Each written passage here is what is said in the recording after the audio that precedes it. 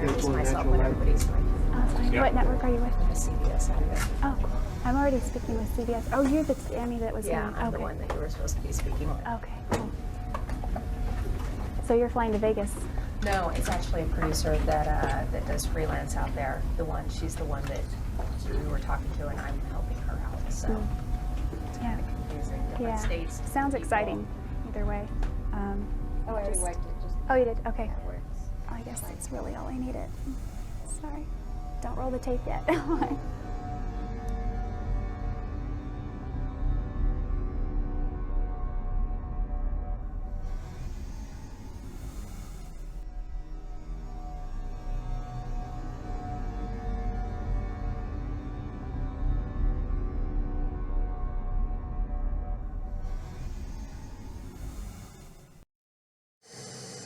That we wouldn't want anybody to reveal.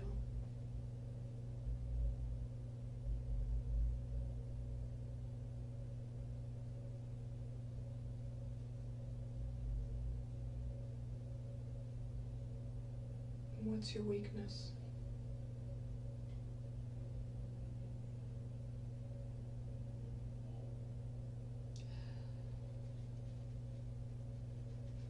It's stupid and it doesn't really have anything to do with this too much. It's something I'm working through. Do you have problems with your temper No, or anger issues? no, it's nothing like that. I mean, sometimes I yell, but nothing like, I wouldn't go as far as saying angry. I think it's just because I come from a family that yells at everyone. That's how they communicate, by yelling. I think there's just sort of desensitized to it. Like, after I moved out, I was away for a while, so when I come back to visit, it's like, you don't need to yell, I'm standing right here. Or my mom will yell at my brother, like, he's standing right there, you don't need to yell. And she's like, well, he doesn't listen if I don't yell. And the thing is, it's because he's become desensitized to her yelling, so until she yells, he's like, okay.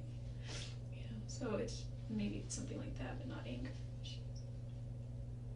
And I've been able to check that a lot in my yelling, because it's not a nice way to communicate, in my opinion, and it doesn't really help anything. So how could things go so wrong? You know, I'm not understanding. If it's not jealousy, it's not an anger problem.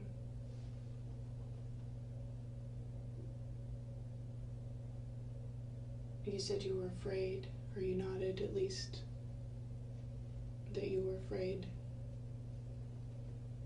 But I'm not sure what you were afraid of.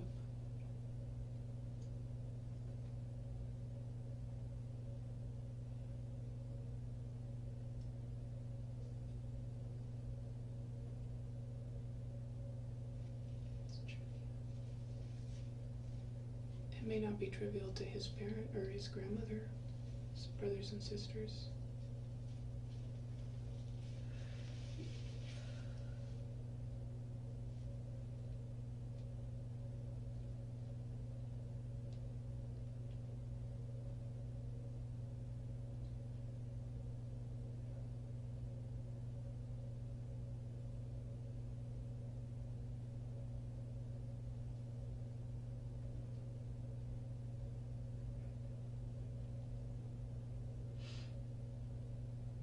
And I think any information that they could have to help understand, you know, who you are and what transpired that day is going to help them.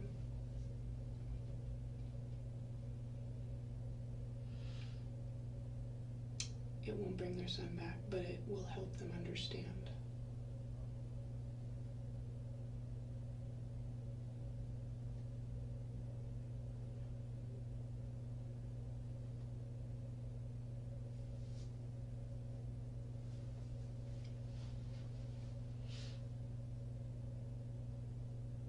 And I don't understand why you wouldn't do that for them. Because you obviously care.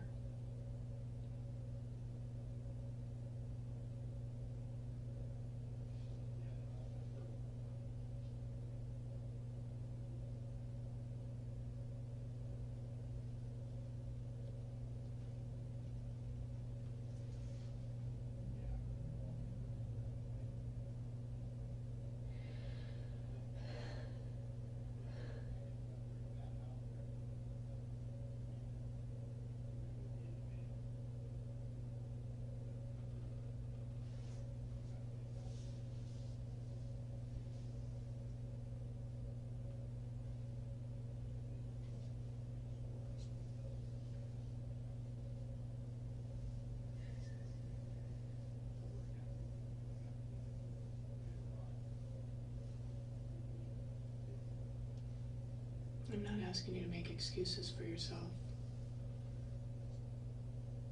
because I don't think that you're the type of person that would do that.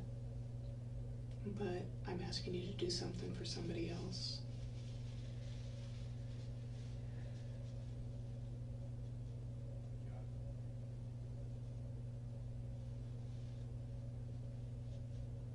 Somebody that deserves to know.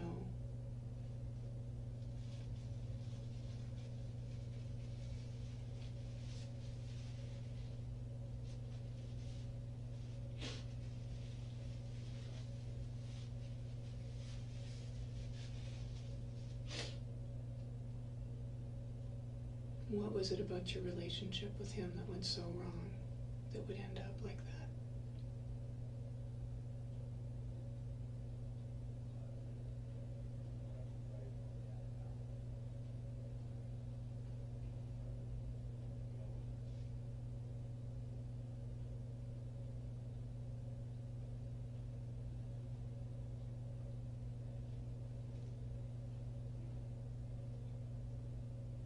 And if that wasn't your intention, then what was?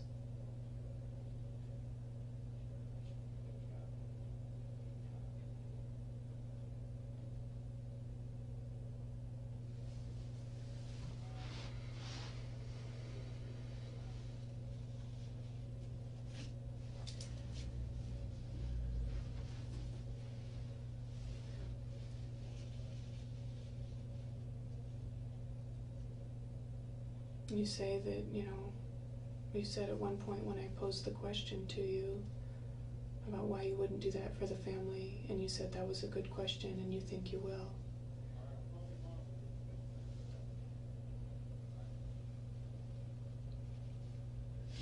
Pretty sure I will. Well, now's your time. This is the opportunity that I'm trying to give you. I understand and I appreciate that. Then what's keeping you from doing it?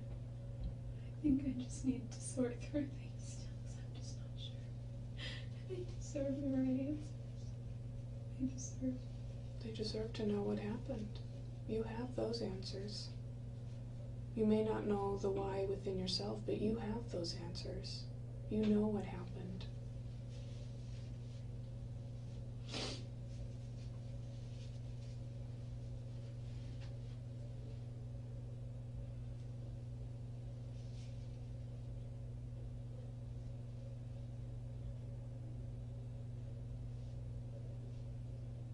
You can still write them a letter when you figure out within yourself, some of the questions that you're struggling with. But in the meantime, you can let them know what happened. The facts of what happened. I don't have all the details. What details do you have?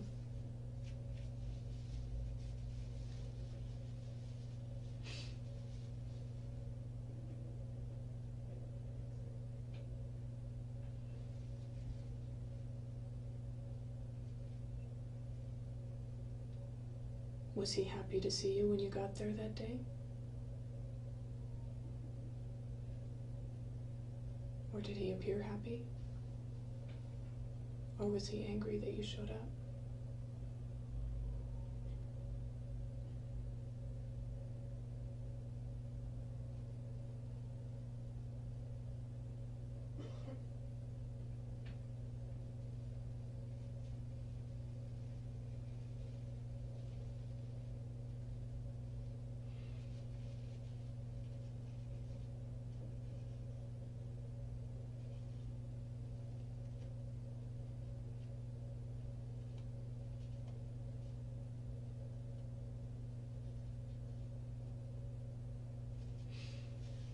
That whole week seems like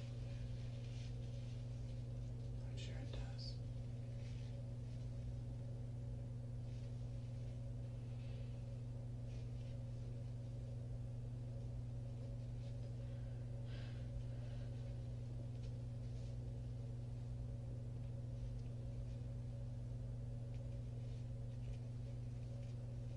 Is there any way I can see some of those photos? What would you do with him if you could see him? Just look at him. And do you think it would help you? I don't know if it would help me or I don't know, maybe it would. I don't know. I just think that, I don't know. Well, I know you can't tell me that you're not struggling in your mind, you know, and thinking about what happened over and over and over again, at least what you can remember.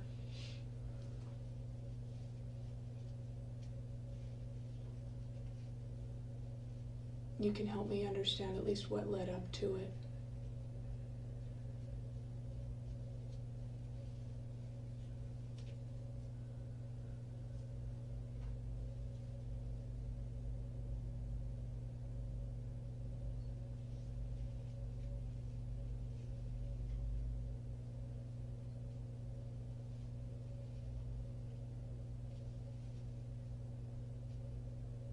I don't think that you're a bad person.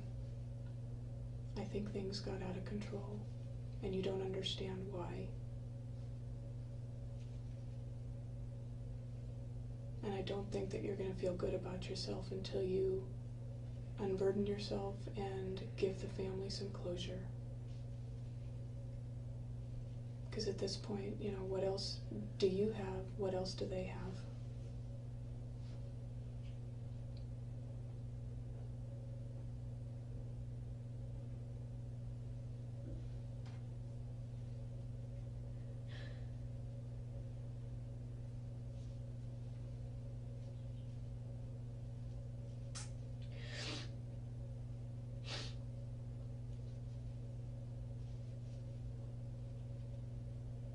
What have you got to lose?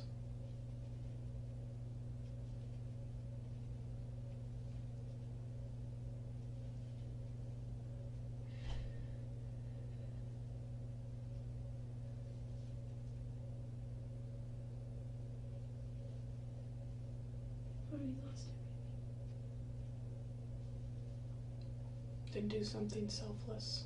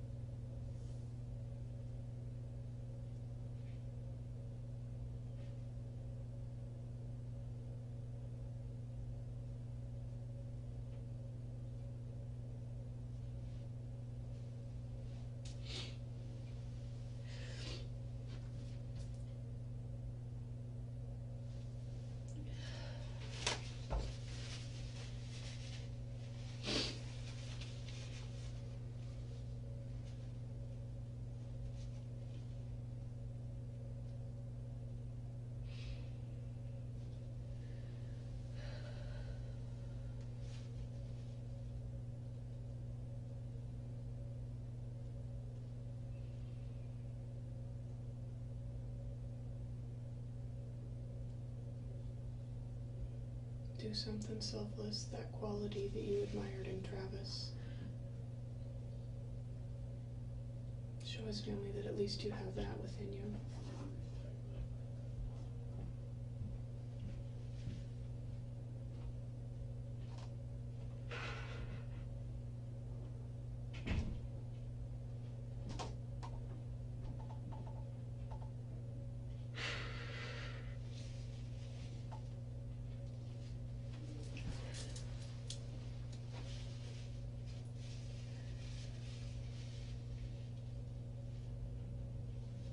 You know, even though Travis was a real jerk sometimes, he really cared a lot about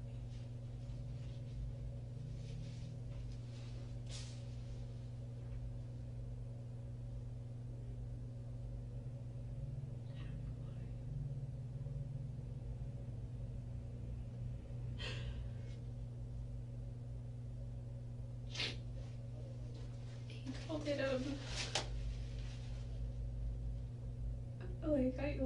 like if I had a reserve account, so to speak, he tried to paint a picture one where I had so many good things that we had done and shared and that I had done for him that even if I did something bad, you know, it's like making a withdrawal, but you still have a positive balance.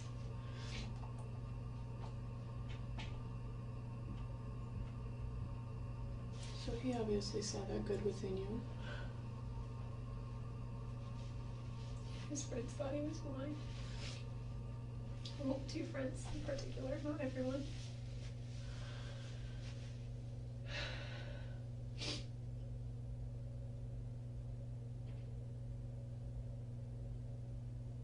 Was he? Go ahead. He wasn't blind though, he was just, you know, we were just friends.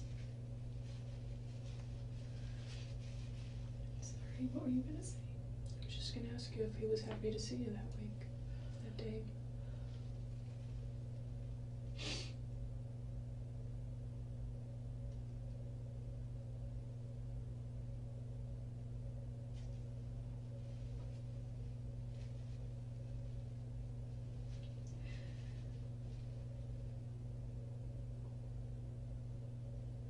It looked like you're saying, yeah, he was.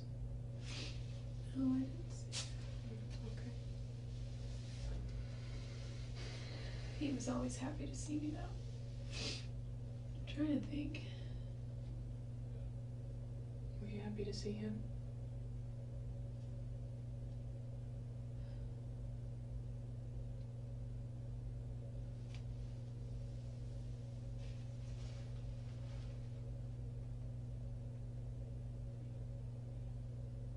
You at least know that.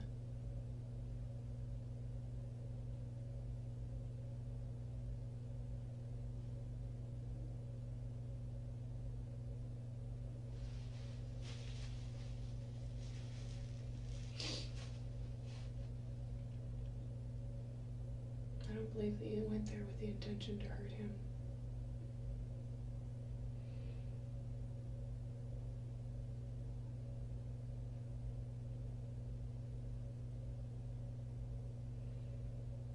Maybe he did.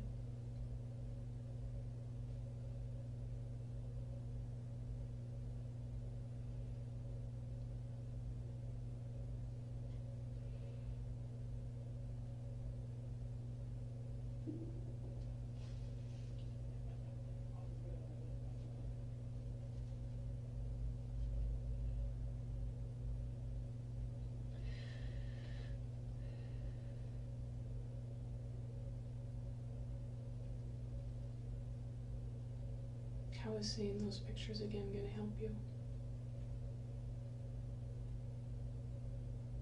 I just thought maybe it would help me piece a few things together.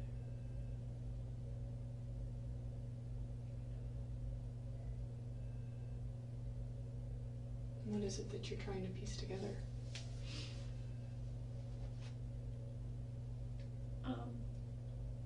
I don't know. There's also a bit of morbid curiosity, I think.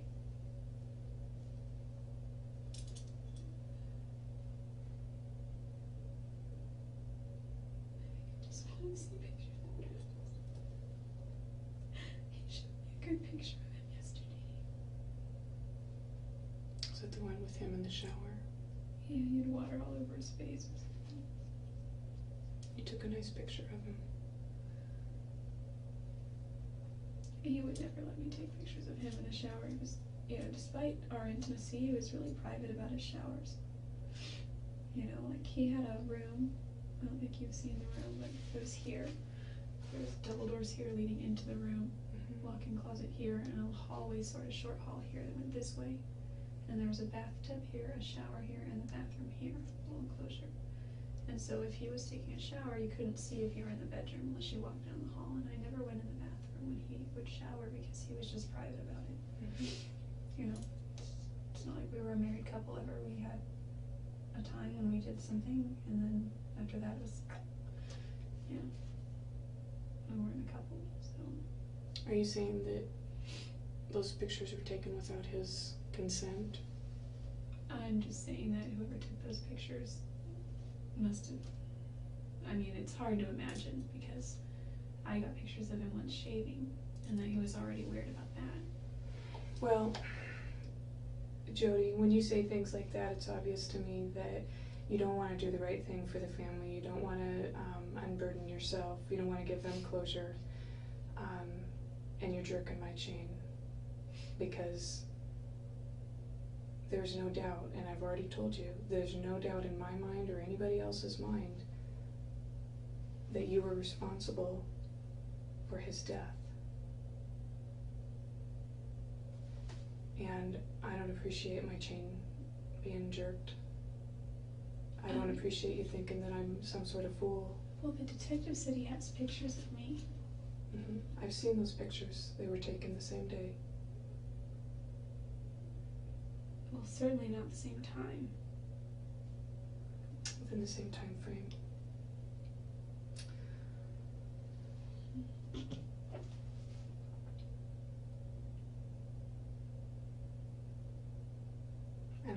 And to tell you the truth, I think that, I think I've done all I can here. I was hoping to, be able to relay some sort of information or message to the family, because they deserve it. And, you have the power there, you have the control. You're the only one that can give that. And I'm tired of playing games. I'm tired of skirting around it.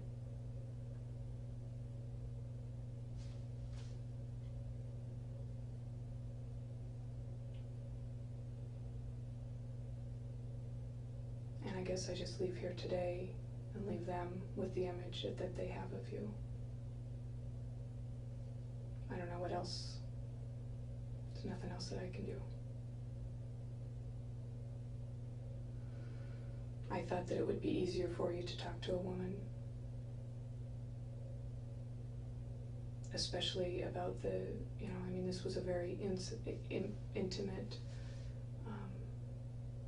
incident, and it would be easier to say what you need to say to a woman. Sometimes it is. It's not as threatening.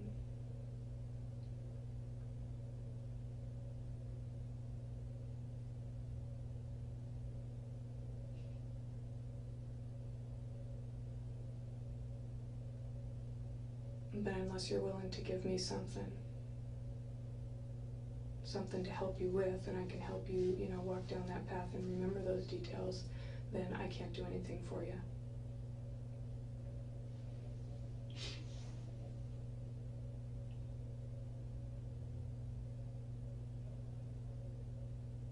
And you need to decide whether you're going to give that family closure or leave them with the picture that they have of you and wondering why their son died. That's it. That's the bottom line. That's what you need to decide. After today, things are going to go so fast for you. You're going to be totally out of control of the situation. The wheels of justice will start turning.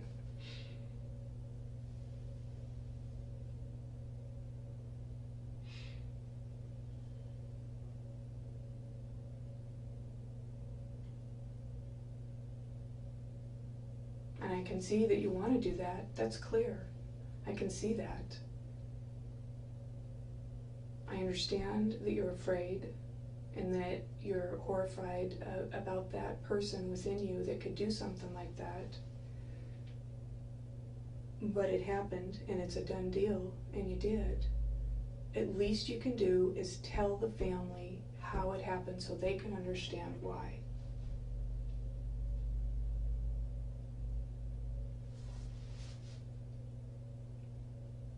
Are you going to do that for them today or not?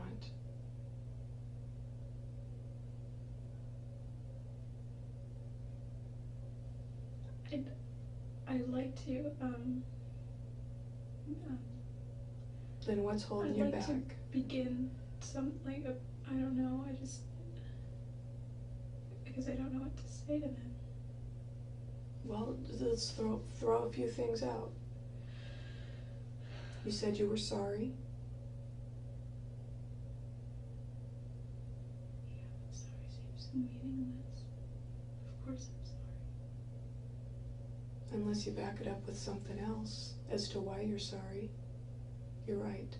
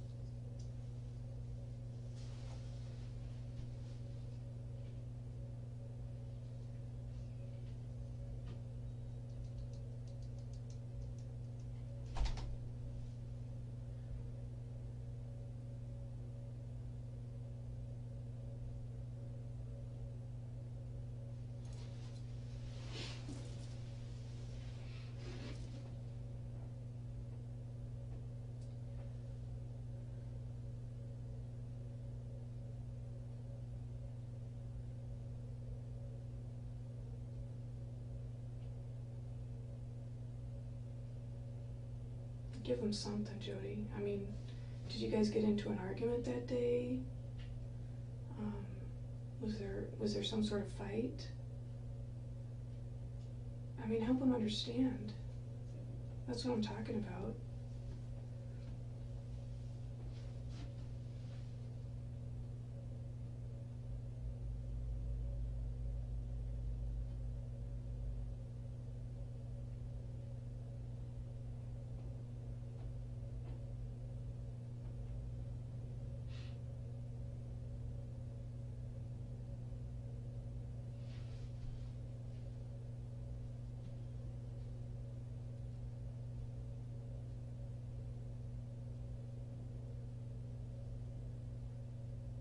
I mean, do you think you're going to get this opportunity again to sit down and just have a free-form discussion?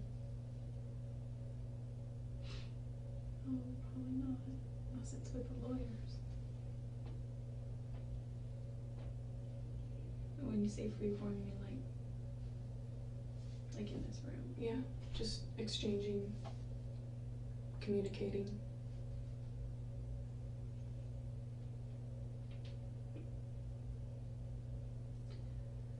There's not going to be any situation or place that's going to make it any easier for you. This is as good as it gets for you right now. Yesterday, Detective Flores asked me if I wanted to see those pictures, and I told him no. Mm-hmm. Do you think that's going to help you? I don't know. Well, I tell you what, let me check and see if we can get you some pictures to look at. Hold my nerve stuff. Maybe they were all pictures, I don't know. Yeah, there's a lot of pictures.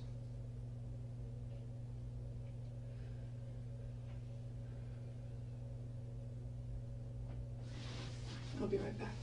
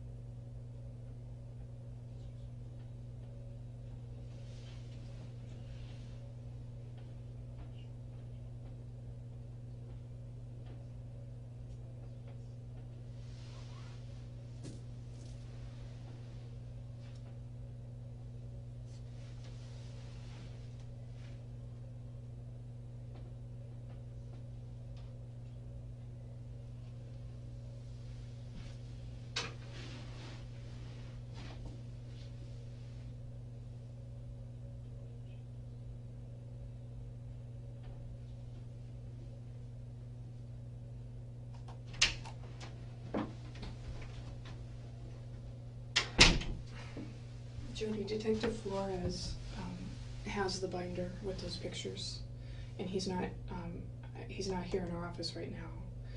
But I put a call in to try and find him and get him back here. He's still in town. He's just not here. Would you rather talk to him? If you do, you know, that's fine, and I'm sure that he'd be willing to talk with you again. Or would you rather continue talking with me? It's up to you.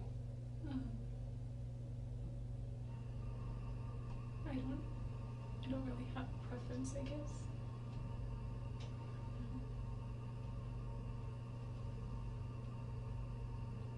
Well,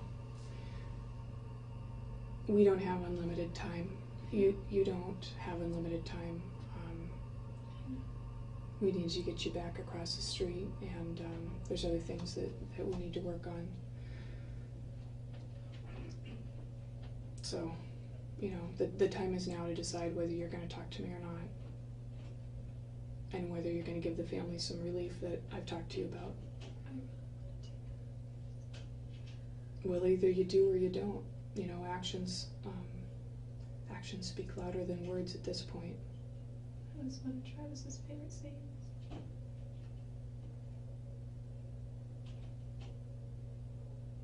If you really want to do it, then do it. It's not going to benefit you or them to wait to do it.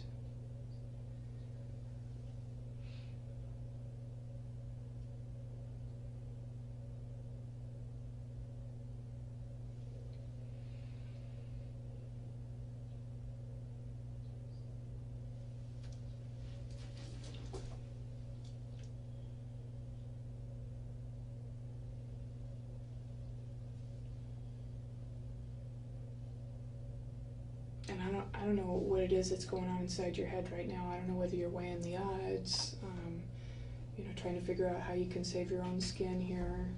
Not interested in saving my skin. Then what are you interested in?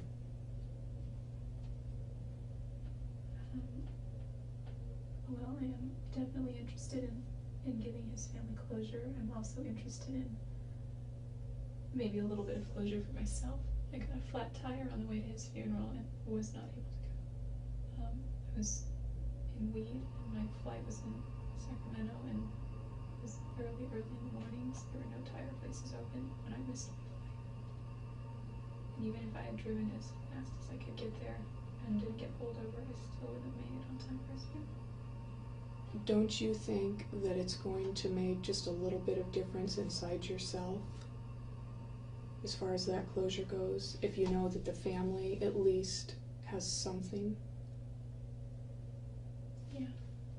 If anyone deserves closure anyway, it's them, not me.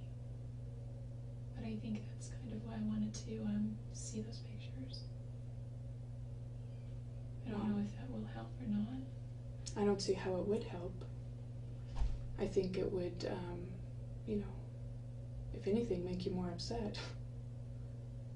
I mean, you know what happened, you know how it transpired, you know the end result and what the end result looked like. Maybe it'll help me process it. I don't know.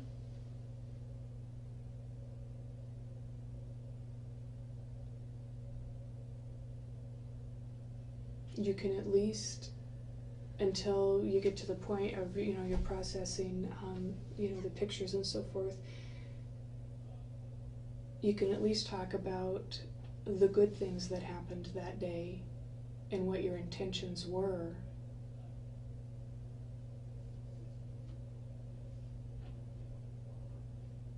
You know, maybe you can't bear to talk about the actual act itself, but you can at least talk about the events that led up to it.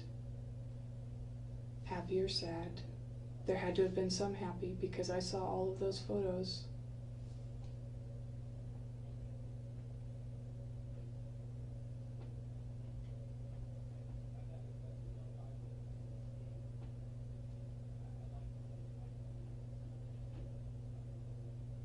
And if you're not going to do that today with me right now, I'm just going to send you back across the street, because we've been in here for a while and I don't have, you know, the entire day. I guess my patience are running a little thin.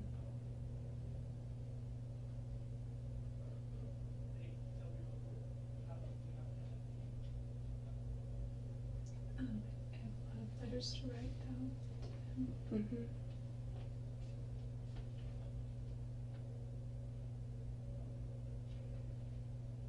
I think if I can just, everything's just all blurred up and jumbled. If I could just get some things on paper.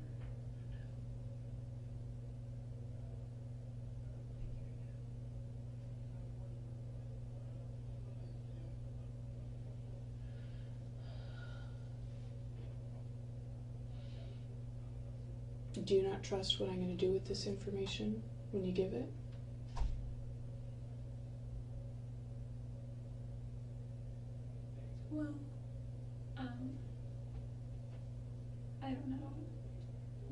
that I distrust you. But not because I don't think you're not trustworthy. It's not that.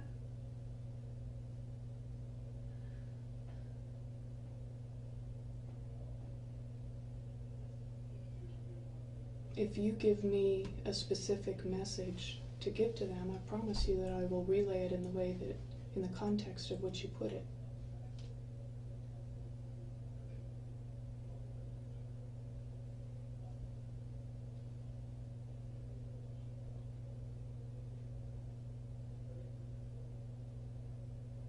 But I can't do it without any information, without the information that you're holding.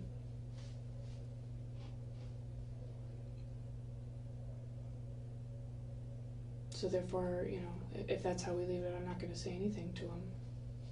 And they'll be left with, you know, whatever thoughts they have right now.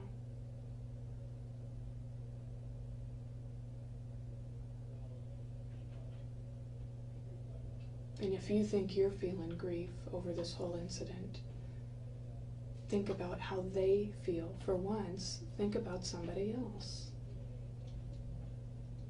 The turmoil that they're going through, that that family is going through. And every time you see a family struggling with this, they always want to know why. Why was my son's life taken? Why was my grandson's life taken? Wants to know why. Everybody wants to know why. And maybe you don't have that why, but you certainly have the events that led up to it, and then they can make their own decision as to why.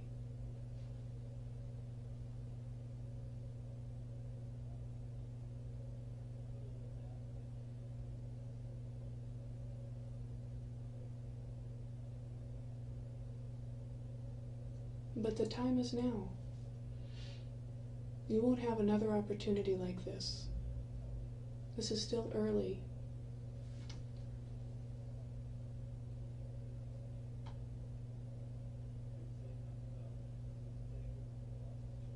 And if you want to talk to Detective Flores as opposed to me, you know, you can do that. Like I said, I thought it would be easier for you to talk to a woman who could relate to some of those feelings.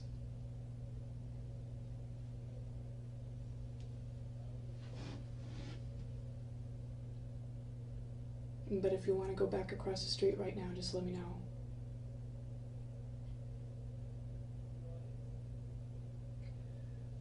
I kind of do want to talk to him because he has been in contact with Travis's family a lot. I Okay. don't know if that would make any difference, but I know that he already talks to them on a regular basis. Yeah, and I'm sure that, you know, he has somewhat of a relationship with them.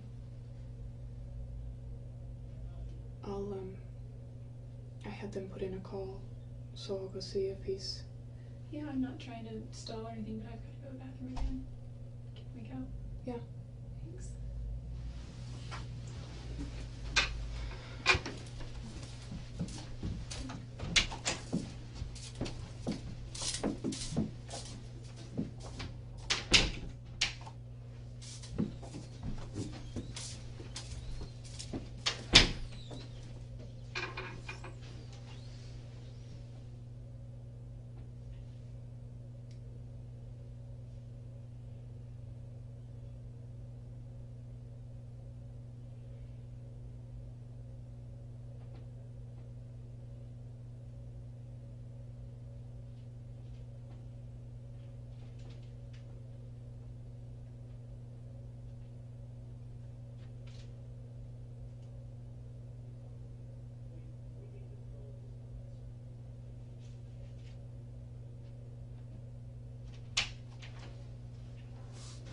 Hello.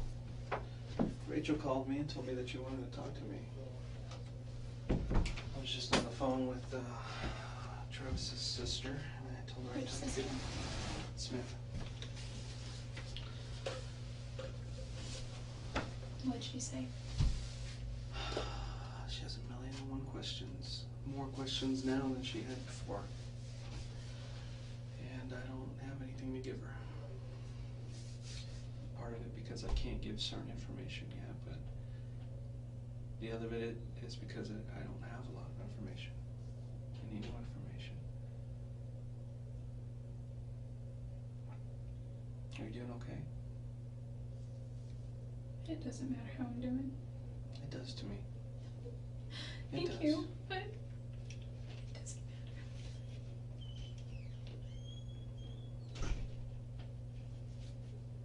I've always been completely honest with you, and I wish that you could be honest with me. What matters is how his family is doing. They're And not- of course I care about how my family's doing, just because I'm the person here that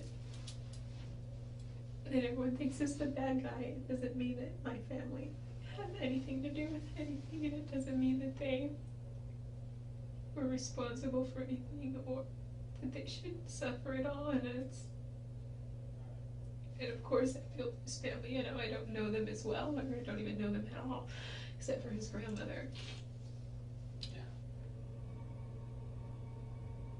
You know, I told you yesterday, I've been doing this for a long time, and you're absolutely right. You know, the person's family who was hurt, they're obviously hurting. But there's a second family that hurts as well. And in this case, it's your family. Your brothers, your sister,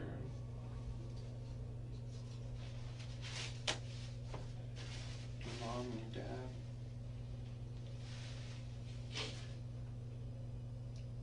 My grandparents.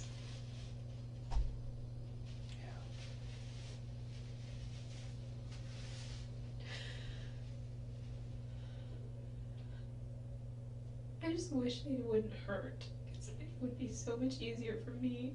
Not that I deserve to have it easy, but I don't think you're ever going to be able to take that away from them. I think they're always going to hurt. Now, the only thing that can solve that is time. you're right about that.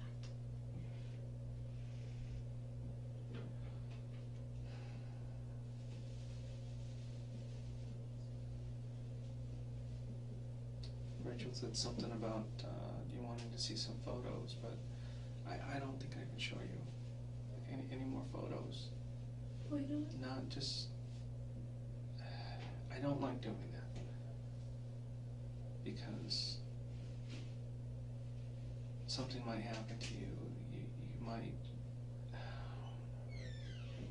first off, it's not something I do. The reason I asked was because I just feel like it might help me piece some things together. And this is more of a selfish reason. I think it might give me some sense of closure. I know it's kind of morbid. I don't even think I really deserve closure. His family does, but I wasn't able to attend his funeral. And it's just, I don't know, that's just why. Mostly.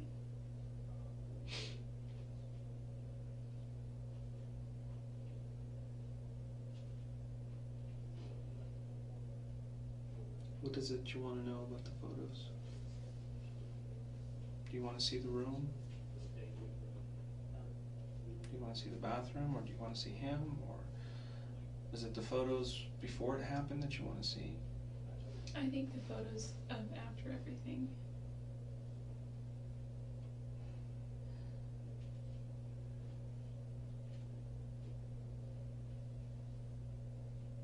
I won't show you those.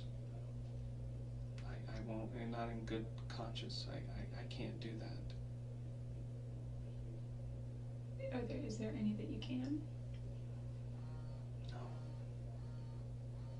I can't do that.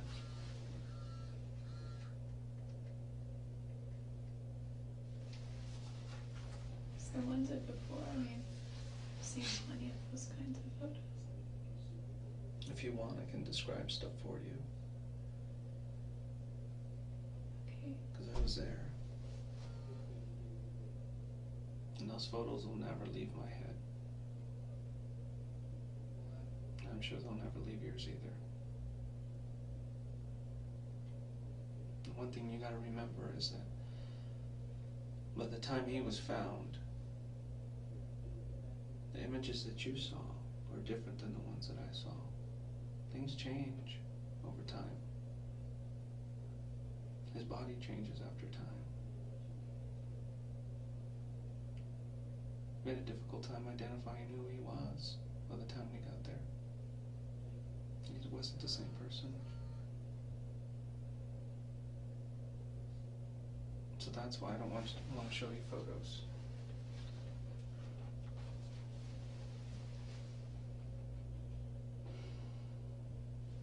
What about photos of just the room with him not in it?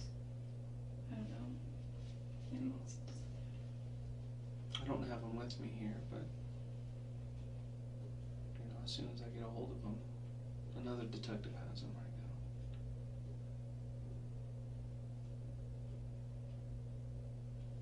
What is it you can tell me about that day?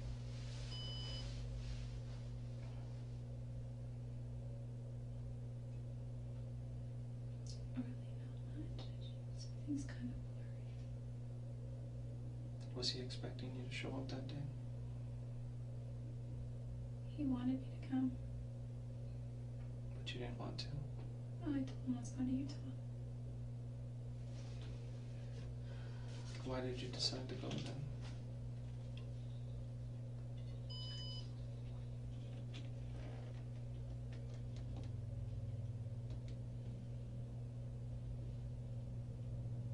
I didn't really. I was going to Utah.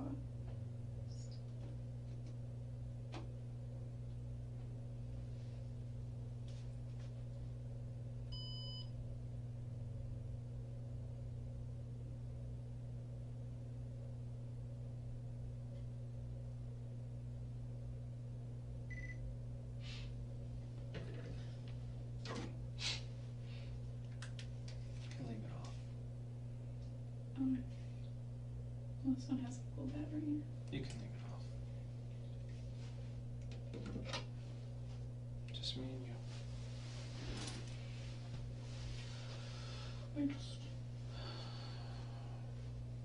I know that you talked to his family and Every day. They can't believe it. I called him yesterday and told him. And they just can't believe it. who did you talk to? Talked to both actually talked to his brother Steven first. And Samantha, I left her a message. She was off on vacation. And his other two brothers, one's at Gary, and I didn't talk to the other brother, Gary, I talked to. Mike, that's his uncle. Yeah, he was gonna call his other brother and his other sister. And I was planning on calling his aunt. She lives back in the Midwest today. Which aunt? I can't remember her name. Renee? No. There's another aunt. Did you talk to his grandmother? No. Steven said he was going to take care of that. And if she had any questions, that she could give me a call.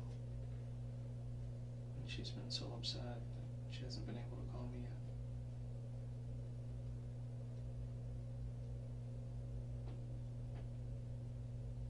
Is there something that you want me to tell them? The things that keep coming to my mind wouldn't help them at all. Wouldn't comfort them. It wouldn't just be cliched, meaningless words.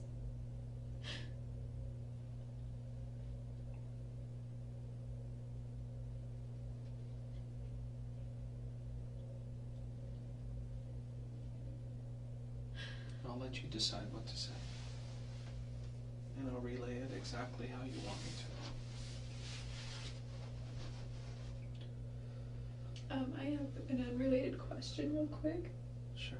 And it's not, Detective Blaney said that she doesn't like me asking them because it makes me look like I'm concerned about trivial things, but I'm only asking because it concerns other people that I care about, and It's understandable. if I could just know so I could tell them if I ever talk to them again or relay a message or call them. On last Friday I had a wedding, and Just the camera? yeah, and the only place that those photos are on my external drive and on the camera card. And It'll be a while before we get those back. okay, but if they can just get to the right person, because that's the only thing they have for their wedding. I'll be absolutely positive to give those to the right people. I was gonna You edit can them be and assured. make them look really nice, but you You know, can do they it. can, they can probably take them and edit the pictures. But who are those two people? Oh, Those pictures belong to? Brian Neiman Okay. is his name. All right. Yeah, talking to your mom, I think she mentioned something about that. And also on my external drive as well, maybe my computer and hard drive too, there were pictures of my little sister and I, and for whatever reason she's in some kind of rehab program right now. New photos?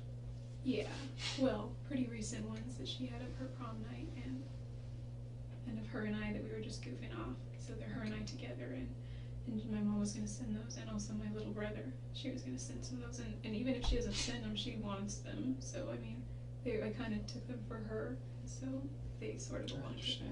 her. I mean, you're worried about other people right now. And But you also need to understand that these people, right now, that stuff is not important to them. I know. So, I mean, that's Well, good of you. I mean, I you're mean- thinking of them, but they're not thinking about pictures. They're not thinking about stuff like that. Well, I They're know, worried just about you. Eventually they're going to want those. I know that I know. she would want those. And did you also take my journals? Yes, All 3 of them? all of them.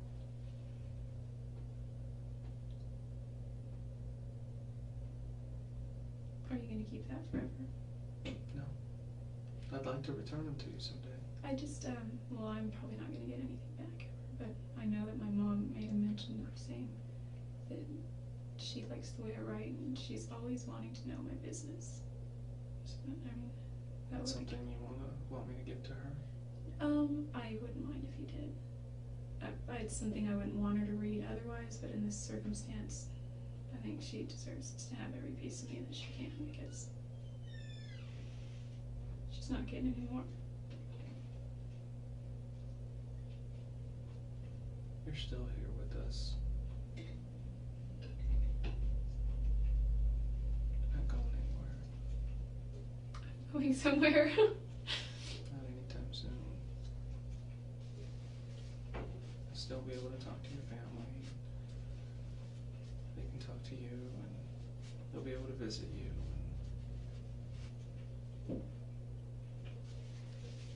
Do you know what happened to my cash? I heard you can put cash on the books there, so that, or on my book, or whatever it's called, so that I can get a few things that I might need in there. I don't know what it would be, but I don't know about the situation here, but once everything gets transferred over to Phoenix, it's a different story. so I might not see that again. No, any cash that was there is yours. Like if you had cash in your purse, that's your money. I also had cash in my safe. I don't think they took any of that. I know there was mention that there was some cash that they saw and they just documented it and left it. Anyway, I mean, no, that's not important. No, it's I'm important. just- It's important to you, and I understand that. I mean, there's things that I would think of if I was in your situation. I'd want to take care of the people who love me and that I love, and want to make sure that everything was set. Because certain things you're not going to be able to do anymore. Like hug my family. No, you'll be able to. When they come visit, it's like behind a glass, you know? No, it's not. It isn't Mhm. here. No, in Arizona. They're not gonna come to Arizona. I guarantee you they'll come to Arizona and see you. When I moved away, they never came to see me. I was gone for 10 years. From my understanding, some of that was because of you. I had a house with a free bedroom and a bed and a pool and everything you could want, and they never came to visit me once. It's my first home. I'm sorry, this is all stupid and it's irrelevant. I'm just saying they're not going to come to Arizona, and they shouldn't have to come to Arizona. And I don't think I'd want them to, anyway. So yeah, when you say there are certain things that I won't do anymore, I know that's really sinking in quite a bit. You don't think your sister or your brothers will come visit you? Yeah, I'm sure they would. Of course they will. You don't think your mom will come visit you? She will. Who do you think is worrying about you more right now? I think your mom and dad are worried more than anything. I know Dad went to the hospital yesterday because he was having a panic attack.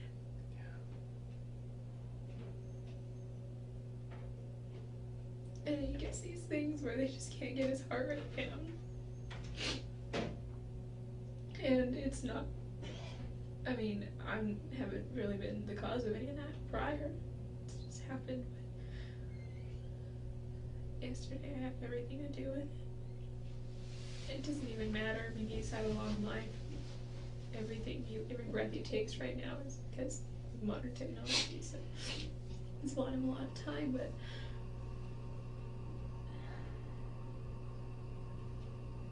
I'm so sorry for Travis's family. Well, they're asking for answers. What can you give me? What do you want me to tell them?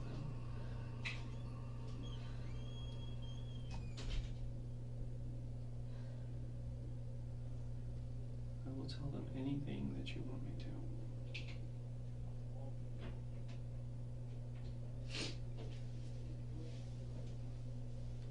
And it's not gonna solve anything for them. It's not gonna fill that void, curiosity, but I think at least it'll be a start.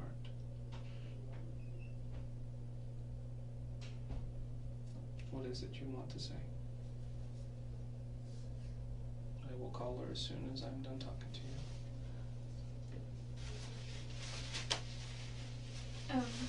One thing you could say, and this has nothing to do with his death, but it's something they may want to see.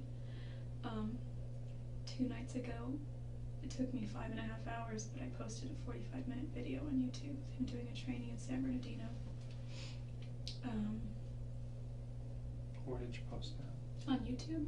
If you go to YouTube, it takes some time, a couple hours to actually get it up, and once it's they have to go through some processing thing. But if you type in Travis Alexander space systems training, so systems '(S) training, it should come up.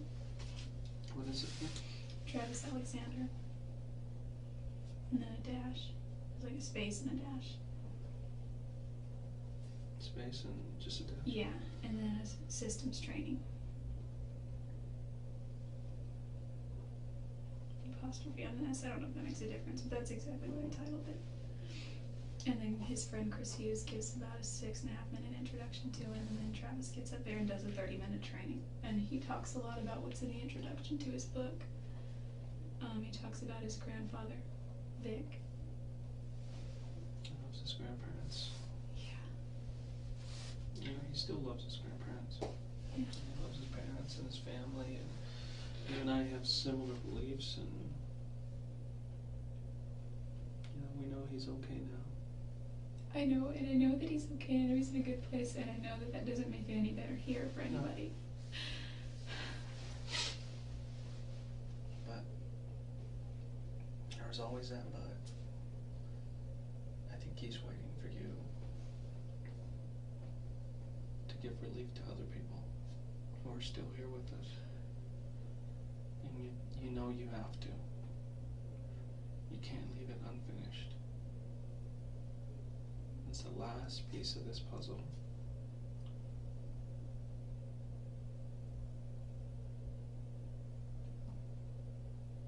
And it is completely up to you, Jodi.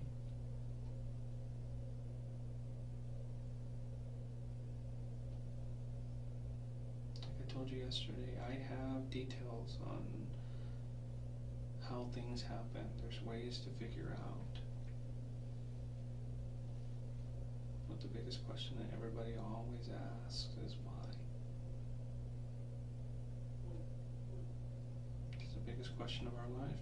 It is. Why are we here? Why do we suffer? Why do we go through the things that we do? Why do we hurt each other? And the biggest reason I've ever found is for us to have happiness. We're here to have I think you're right. happiness in whatever situation that we have.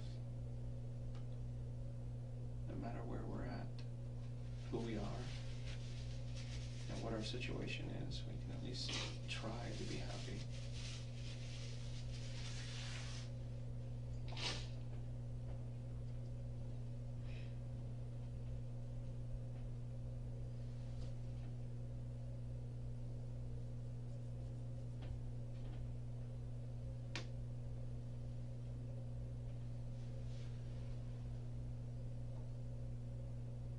Do you want to talk about what happened that day?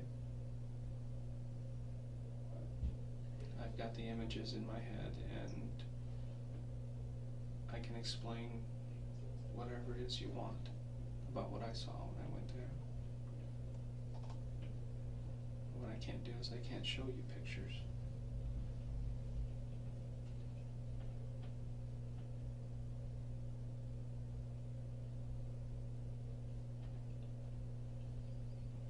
What time did you get there that day?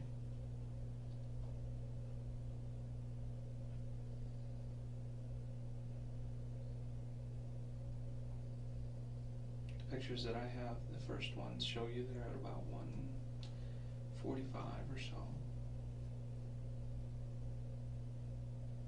Was it soon before that, or had you been there for a while already?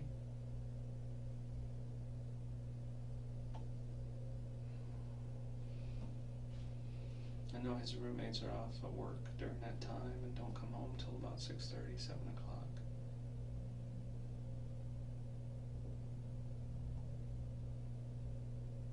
They don't even talk to him, really. Just seems like they just kind of rent rooms and they don't really socialize. And they kind of stick to themselves, especially his new roommate. Who was that? Did you know his new roommate? I knew Zach was there. Zach and Enrique was the other one. I think I saw Enrique at his funeral services, or I mean his memorial services, but I didn't meet him, or I didn't know him. It's a Mexican guy. He's Kind of short. quiet, kind of reserved. His other roommates, I knew Dustin, who was, I think, in the room that shared Travis's wall, yeah, and John Hepworth was in another corner room. There was only Zach and Enrique there. Yeah, he had moved out. And those guys, we have all of their things as well, so I mean they're asking too. Zach is going through so much right now. He's like, how could we have not known that he was there for days? He racks his brain. He calls me 2-3 times a week.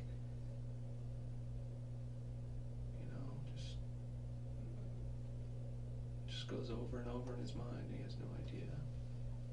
And he was the one who first went into the room and found him. He's the one? I've heard so many rumors about how that happened. Yeah. Other friends came over looking for him, and they went into the room. There was a few of them. They came out, and you know what? They'll never be the same. When you see something like that, it's difficult, especially when it's somebody you know, somebody you love.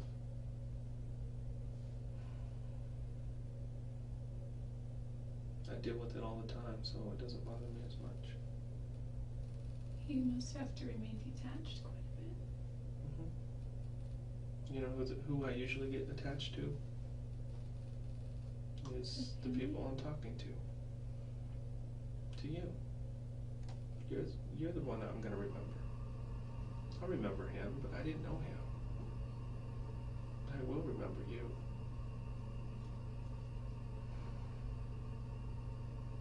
I mean, we've talked so much since that day. Over the phone and here, and I'll probably talk to you some more later when we get back to Arizona. Whenever you go, I don't know.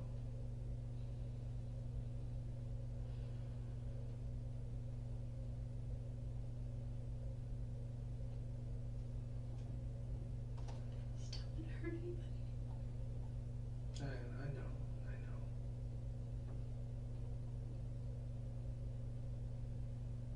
I don't think I can avoid it though. I everybody's hurting already. There's nothing else you can say or do that could help that except for maybe an explanation of why it happened and how it happened.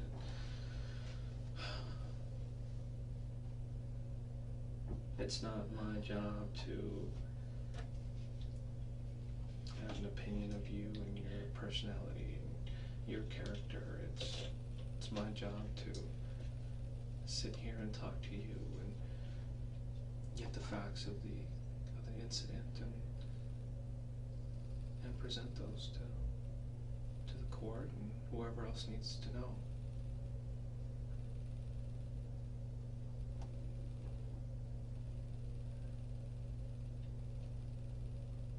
You want to try to open up and talk about what happened that day? Because I'm ready. I do, but I don't think I'm ready. I mean, there's not much to say. I just don't. You want to start, and we can stop at any time you want. Fill in some details.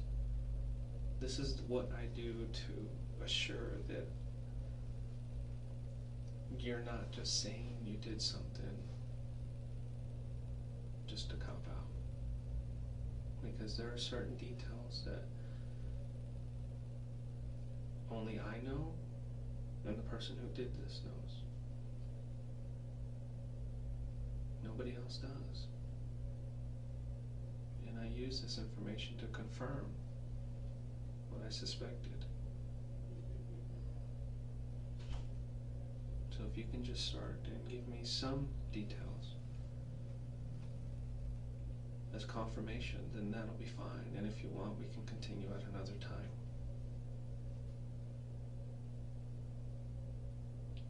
He just really wants to. Well, then let's start. Because I know that part that really wants to is that part inside of you that is telling you to do what's right.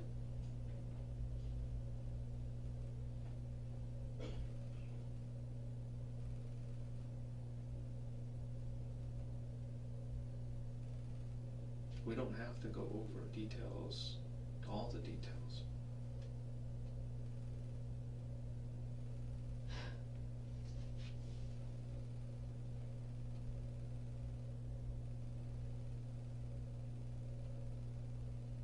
Why did you go there that day, Jodi? Why did you show up that morning?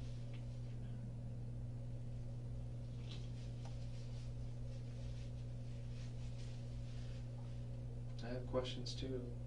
Were you going to try to convince him not to go to Mexico? Were you going to try to convince him to go on a trip with you? Or No, he would never not go to Mexico. I would never want him to not go. He was gonna see Chichen Itza, and it's on the list of 1,000 places. That's one of the things I want to do in my lifetime.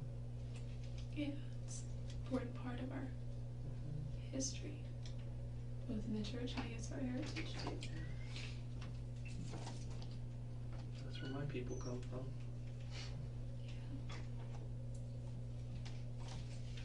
So why were you there that day? Please tell me. Did you just miss him? Did he call you? Did he miss you? What was it?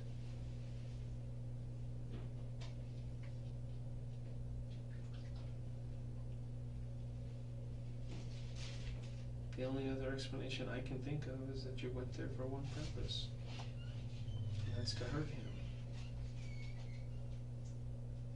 And if that's the case, if that's the truth, then that's what you need to say.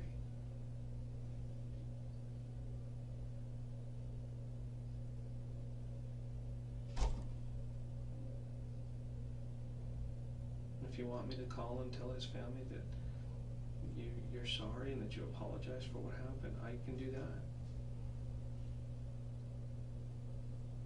Whatever you want. This is your time right now.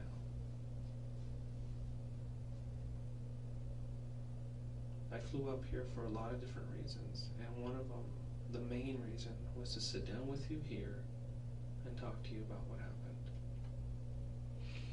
I did it yesterday. how I'm here today.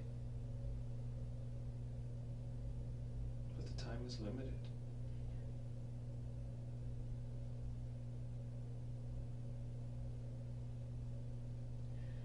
There's so many things that I want to say. Start with one. Start with the beginning.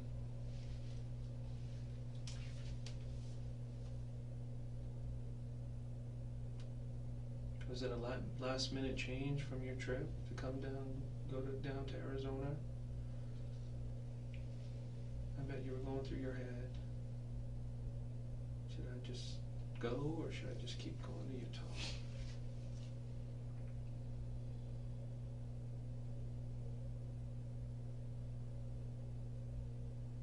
It's only an additional 300 miles from where you were, so.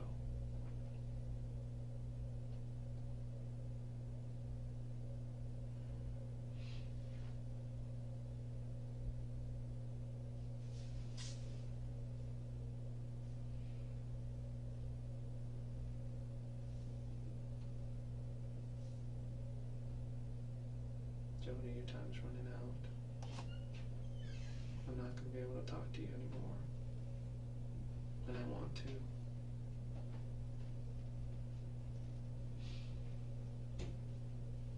Once you get into the system, I'm not going to be able to talk to you anymore.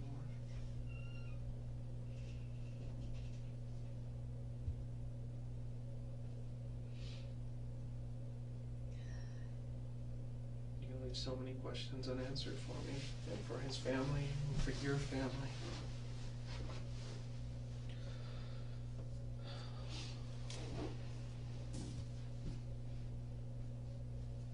You were there that day, weren't you?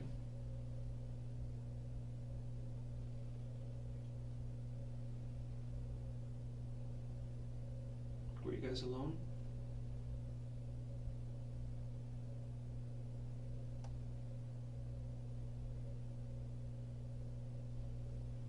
Can you answer that for me?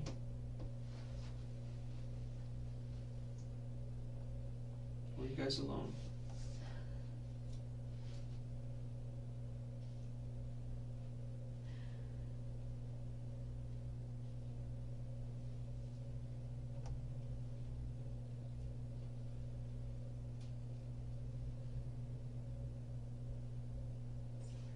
There's so much and I just want Answer that for me.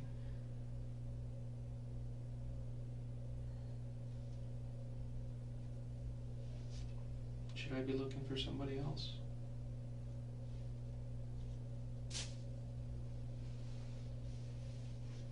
Is there anybody else with you besides you and Travis? Are you protecting somebody else?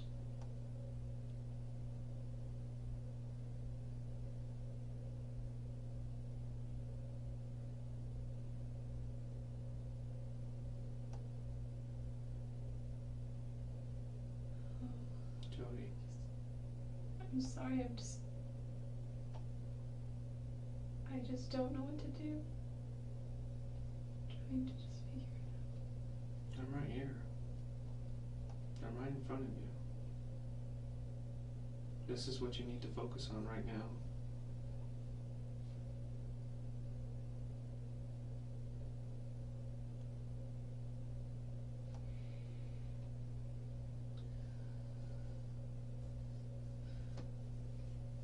Just trying to think here. You had Rachel call me for a reason. And that's why I came back here. I had her call you about those photos. But I also thought that because you communicate with his family more regularly, I don't think she's talked to me. I just don't know what to say. They deserve to have some good peace. Well, you want me to ask you a question that they've been asking me? Maybe you can answer it? Same question I've been asking you. Was there somebody else with you? That's the number one question that his whole family has been asking. What do I tell them?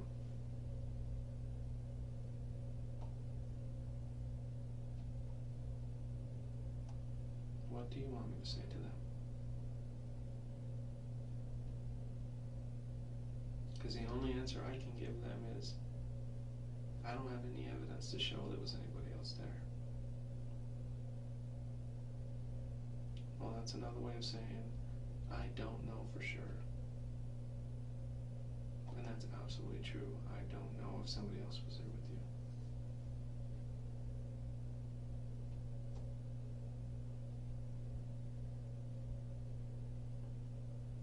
Please give me that at least.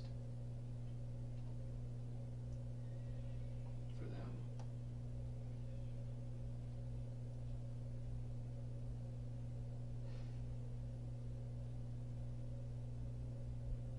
You don't, if there was, you don't have to say a name.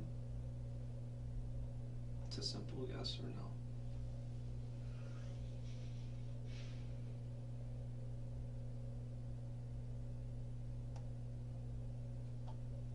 Yes or no, Jodi?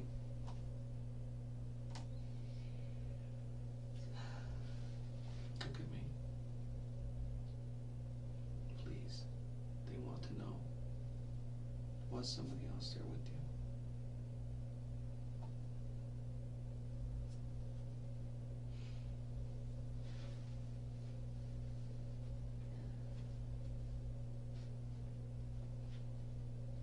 I'm just trying to think. You keep fighting it.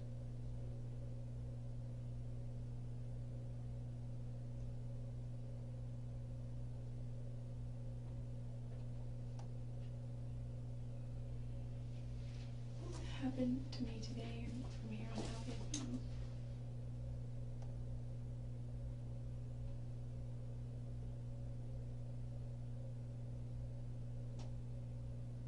if I just told you every single detail that I know and I gave you a confession?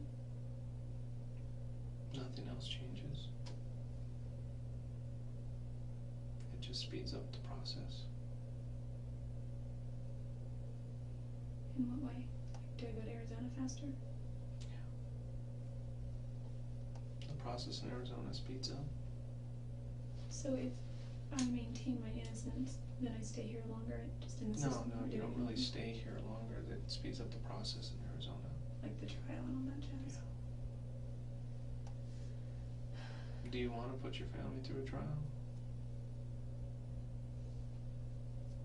That's another question you have to ask yourself. No. Can I do it all without a trial, or does there have to be a trial? It's something that you can discuss with the prosecutor. Oh. And I'm on the phone with him pretty much every day, giving him updates. What's his name? His name is Juan Martinez. And he's the #1 prosecutor in Phoenix.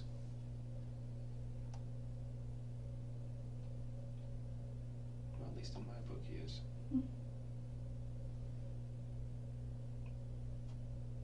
Is Phoenix part of Marco? Yes.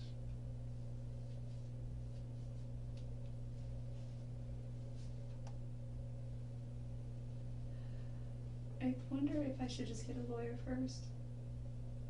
That's completely up to you. I know that you can't stay here forever and you need to go back. If I get one, will you be able to still talk to me afterward, or does everything stop, or what? I'll tell you exactly what a lawyer's going to tell you to do. He's going to say, nope, No on what? no more contact. She had her chance. You had your chance to talk to her.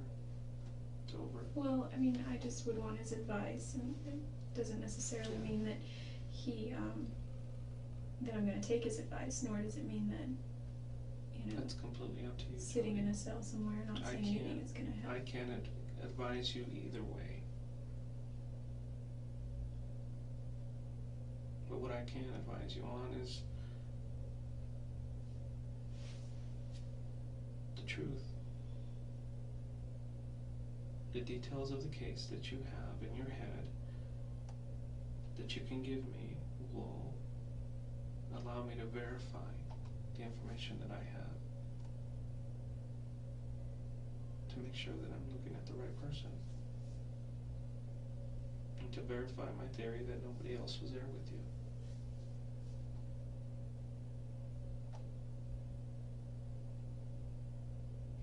It's like I said yesterday, there is no doubt in my mind what happened there that day. A couple of details that I don't have. How it started and why it started.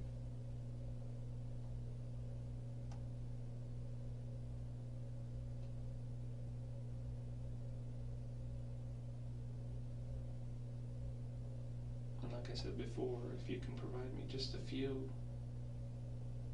that I can at least relay to the family, that would be fine with me. If you don't want to give all the details, we don't have to go through all the details.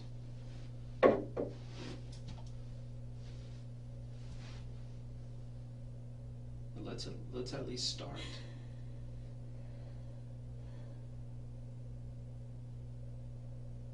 Let's start right here, right now.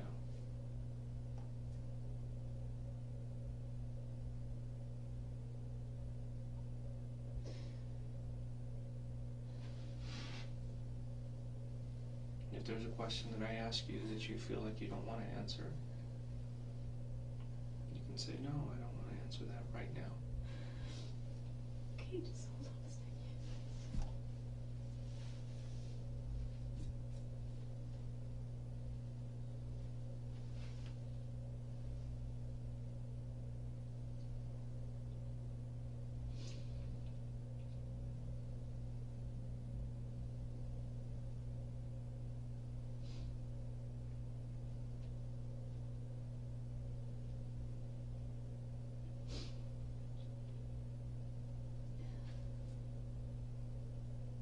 Do you want to move forward or no? Yes, I do. You do? I do, but Well, let's do it. I just, I'm here. I know, I'm not trying to stall, I'm not trying to waste your time. I know you're not trying to stall. It's, I know it's difficult for you. Difficult for anybody sitting in your shoes right now.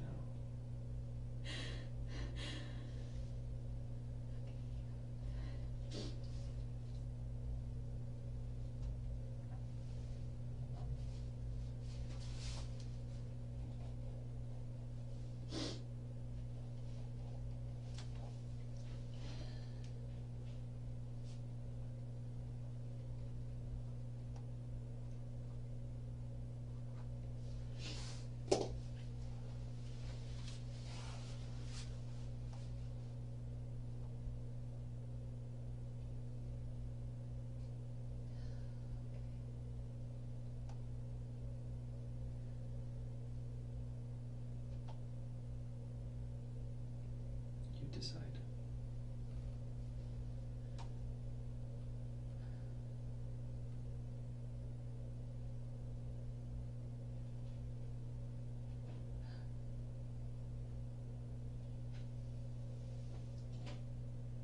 I don't want to push you.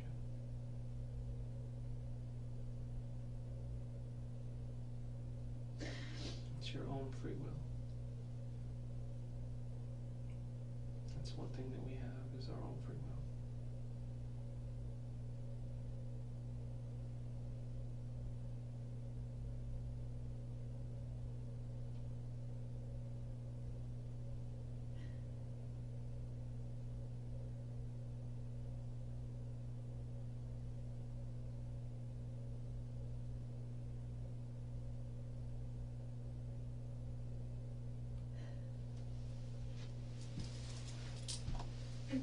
it's all really blurry. It really is blurry.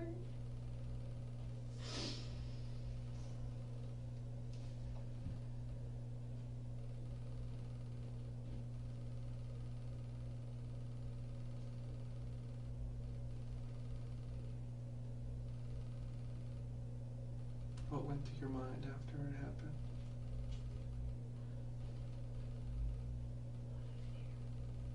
A lot of fear?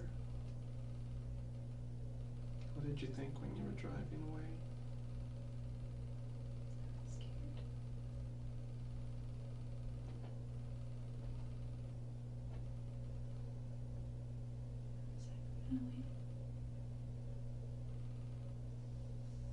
I can't imagine what you were going through waiting for it to finally come out.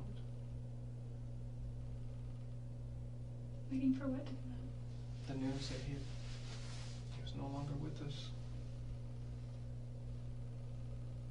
He must have been going through hell.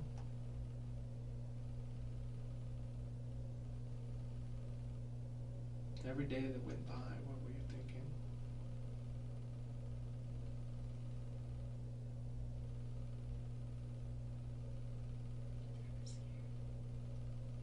What was that? I was scared. I'm sorry. It's okay. And you just went on with your day like nothing had happened. I had to. You had to.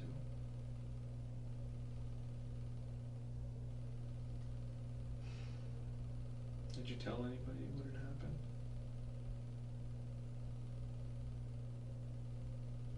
It must have been hard.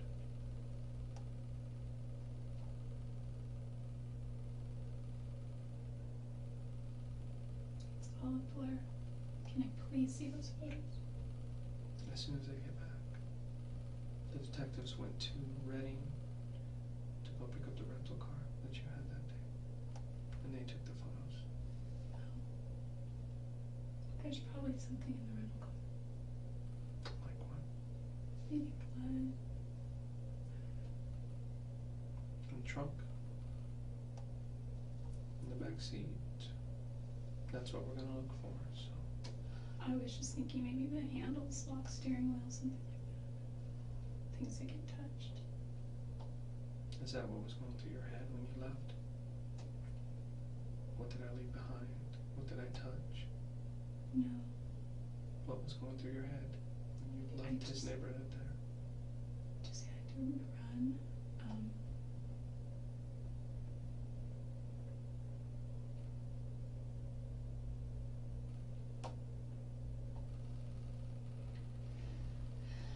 A little bit of a survival instinct, but it was mostly just Just run. fear.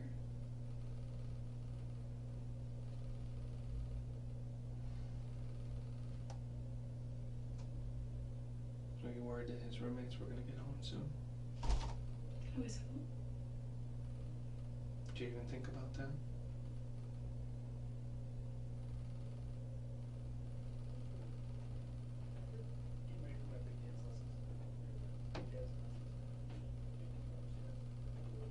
That's the first thing that I was thinking about is when she left here, she barely missed his roommates. Or maybe his roommates had gotten home and just didn't hear her. Did they hear anybody at all in the house? No. They saw things which were unusual. Like what? They saw his CTR ring and his watch on the kitchen counter, and they thought that was odd. He never leaves town without those. No. He always leaves those there, but unless he's leaving, then he takes those things and puts them on. There were clues here and there, but they just went on with their day like nothing had happened, without even asking questions. They knew that he was going on a trip, but they didn't know what day. That's He what was took supposed to leave on Tuesday. on Tuesday, that following week. That's right. And they found him on Monday. But all those little things that they talked about now, Zach is killing himself. He's like, I don't know how I did not see this.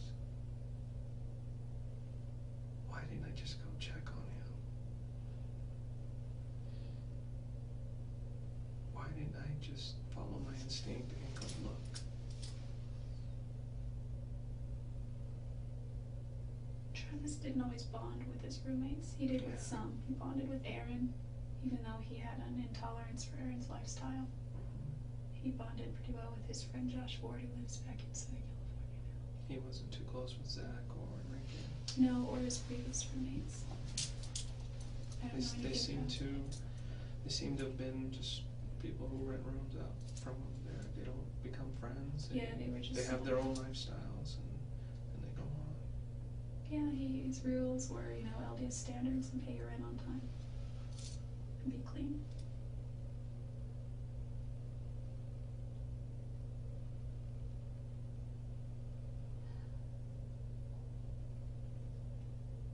What time did you leave there that day?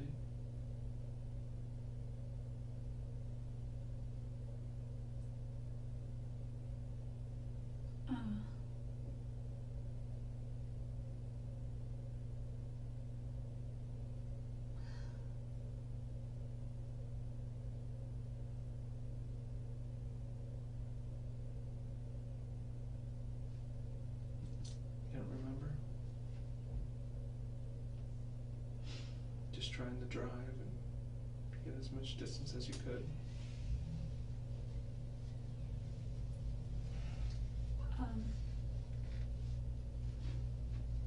How long were you in the house after it happened? I know you tried to clean yourself up and clean up what you could. Wasn't. It didn't take too long, but you did. Why did you throw the camera in the washing machine? We found blood in the downstairs bathroom where somebody had tried to wash their hands. There's blood on the outside of the washing machine. There's little things that give us clues to what you were doing afterwards. Do you remember those things? No. You remember some.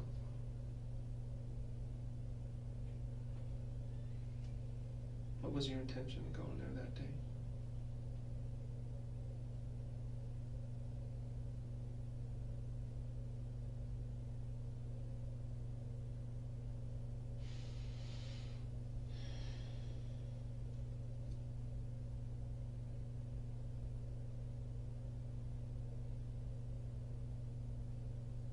What was the purpose of the visit? The same as before?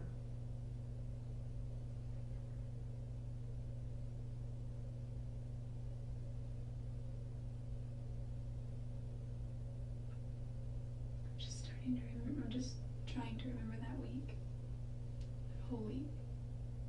And the week prior had a lot to do with it. The weekend or the Friday night prior, I think. Did you have plans on going down there? Or I know you said he had called and wanted you to come down. At what point did you decide, okay, I'm going? He always was like, not, I want to say meddling, but he was always like more concerned than I felt he needed to be about my finances. And he's like, well, how can you make a road trip when you're this, that, and that, you know? Well, he expected everyone to be like he is. He did. He really did. He expected that, hey, if you go on a road trip, you better be thinking about this and that. There were so many times where I just threw my responsibilities to the wind and went on road trips with him because I am a little irresponsible when it comes to that. It's not just because it was with him, it's because it was the traveling. And, you know. When he leaves, he usually makes sure everything is planned out. And that he has enough money for it. Yeah. And you just gotta take off sometimes. Yeah, I guess. You're a very, very free spirit. And it's I've known not. that from the beginning. Sometimes it's good, sometimes it's not so good. What gives you the indication, like when you say you know that from the beginning? I'm talking to you. I'm talking to people who know you. It's like, oh, that's just Jodi, you know. I am real She spacey and just. When you want to go do something, you just go do it, and you'll deal with the consequences later. Yeah.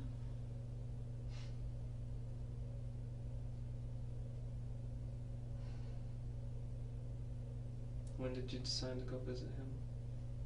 At what point? Were you already on the road, or was it from here? Did you already know you were going to go visit him when you left here?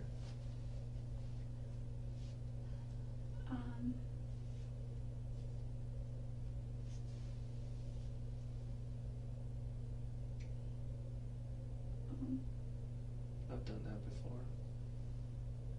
Sometimes I just leave and, oh, you know what? I'm going to go visit this person while I'm on the way.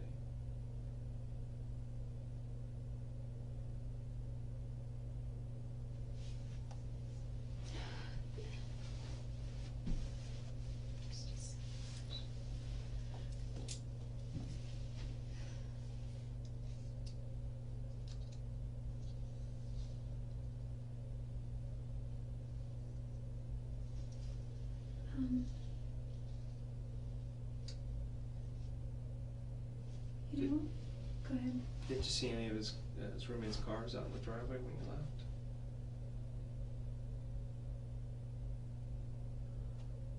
That part just bothers me because it was so close to the time when one of the roommates came home.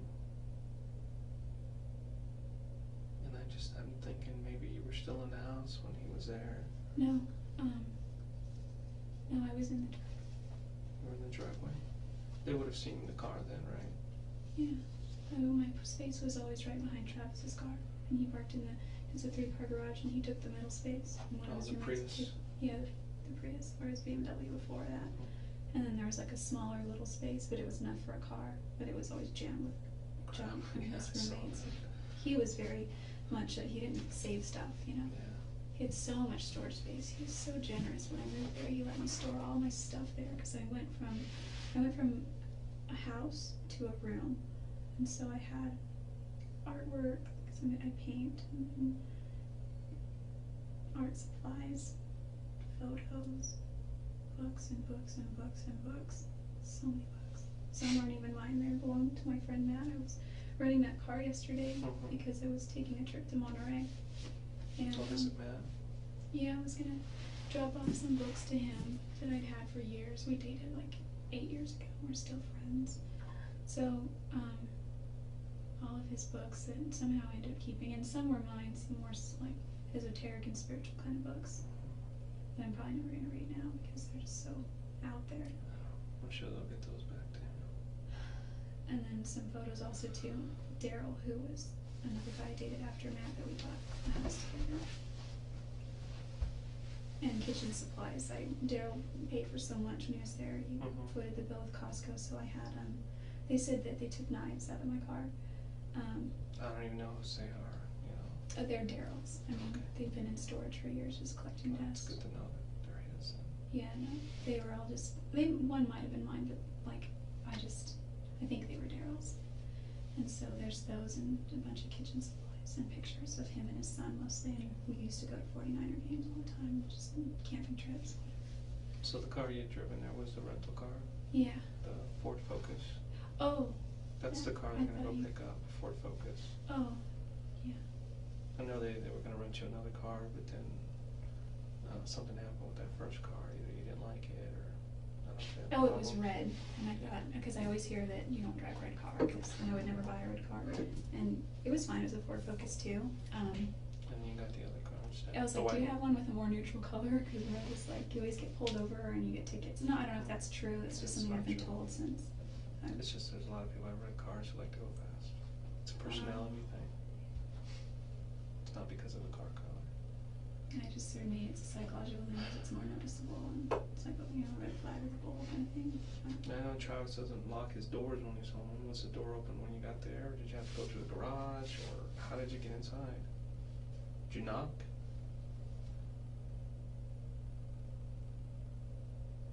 Everybody says he just leaves his doors open when he's home. Trusts everybody. Have you ever seen the movie The Secret? I don't think so. It's kind of, you're familiar with the whole law of attraction kind of thing? Like what you think you become or you bring into your life. That's true.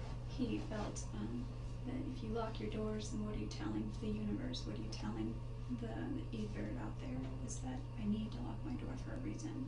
Yeah, I want to be safe. Yeah, I want to be safe, which also gives the impression that, well, there's somebody that could hurt me. So, and by trusting and opening them to He's a yourself. very, very trusting person. And that's what made him who he is. Most of us come from a different kind of background and have a different type of philosophy. Doing what I do for a living, I lock my doors. I can imagine. Yeah, I guess me coming from Salinas, I've always locked my doors. I used to go to sleep at night and I would hear gunshots. We weren't in a bad neighborhood, but our neighborhood neighbored another neighborhood that wasn't that great, and gunshots scary. And they were, because Salinas is agricultural and there were a lot of fields, and I used to think that there were hunters in the field with their dogs catching animals or something. They were all just gangs. I'm sorry, I'm not trying to. That's okay. I've noticed that when I've talked to you, you kind of go off sometimes. Travis used to be like, get to the point. Get to the point. And that made me kind of mad. He had a little bit of a double standard with that, because if you ever see him train or talk, He, ask any of the leaders in prepaid legal, he is notorious for going too long. His friend Dave Hall in Utah cuts him off, and he got mad at him once because he went 5 minutes over, and he just talks and talks and talks. And I said, you know, you're kind of long-winded yourself. No, he had a future in that. You know, that's what he wanted to do, Yeah, and he was that's good true. at it. He was so really good. good at it. He talks about things of more substance, though, and I just ramble.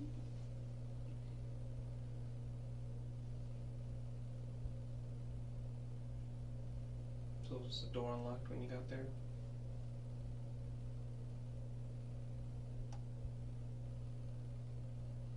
Or did you went through the door of the garage? I know a lot of his friends have the key code for the garage too. He doesn't keep that a secret either. I got that from several different friends. Yeah, 0817.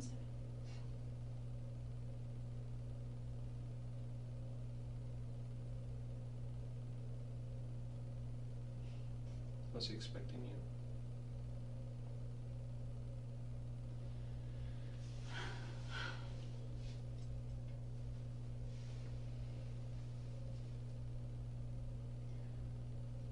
Yes.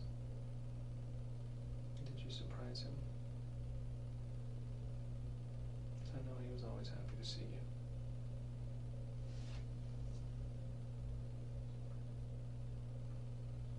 What you guys had was not wrong, Jodi.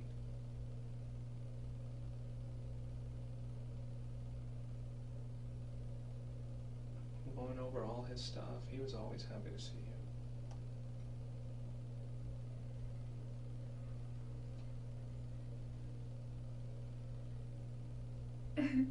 He told me this time when, because I was in his ward boundaries, so one of my roommates went to his church, and they were doing some church activity, and Travis was getting a ride. When he said his friend Katie Barnes was in the back seat, he was in the other seat, and there were two people in the front. I guess they were all going to squeeze in and go to this church activity, and they were swinging by to pick up Amy, my roommate. And I wasn't there, I don't think. I was at work or something. But he said he wasn't doing much. He must have been on his phone or something, texting. But he said they parked, and he looked up, and it was my house. He's like, "What are we doing here?" And he freaked out. I started laughing so hard when he told me that story. And they're like, "We're getting Amy. She's going with us." Oh, okay. And he just kind of sat there, twiddled his thumbs, and then they got Amy, and she left. This is after you guys broke up. Well, yeah, because by the time I lived in that house, we right. weren't together. It was just, I think it just weirded him out. I don't know what reminded me of that just now. You said something.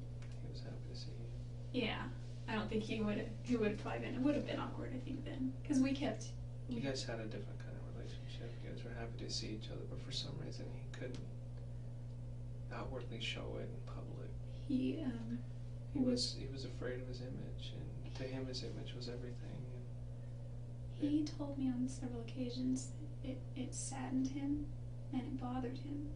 He had two friends in particular that gave him a very hard time about our friendship, and that was Chris and Sky. But I think they did it out of concern for his future, his marital status. You know, by him and I continuing that, we were both just postponing what we should be focusing on instead. well, you're living life. Life is what you make of it. It's not set in stone. Yeah, I don't think It's either not a of us gen- have our priorities in the right I know the place. church has a general plan. You go if you're a guy, you go on a mission, you come back, you find a girl, and you get married, and you start having kids. And you start contributing to society and to your church. Yeah, that's really not a bad life. And you came into something, I don't know whether you came in with both feet or you still had one foot out, but it's a whole different society in that church. It's an all It or is. nothing. It is, and I think that's just because the church actually And that's what people lives struggle their with. standards. They have the utmost standards, and you look around, and there's not one person in that church, in those pews, who doesn't need to be there. If they were perfect, they wouldn't have to go. And sometimes I think it's a facade. I know.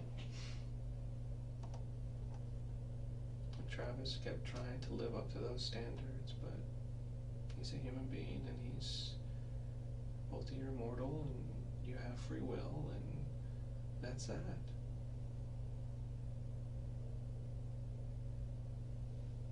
Sometimes I think maybe he put too much pressure on himself to be perfect, or to at least portray himself to be perfect.